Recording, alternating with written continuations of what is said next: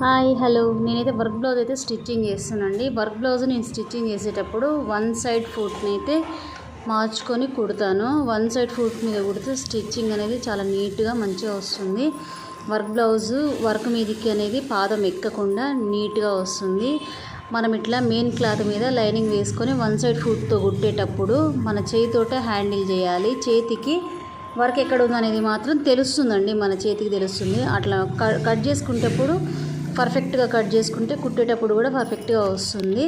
One side ఫుట్తో కుడితేనే చాలా బాగా వస్తుంది. కుట్టుకున్న తర్వాత పైనుంచి కూడా ఇట్లా ఒక కుట్టు వేసుకుంటే అది వెనక్కి అనేది ఈజీగా తిరుగుతుంది అనమాట.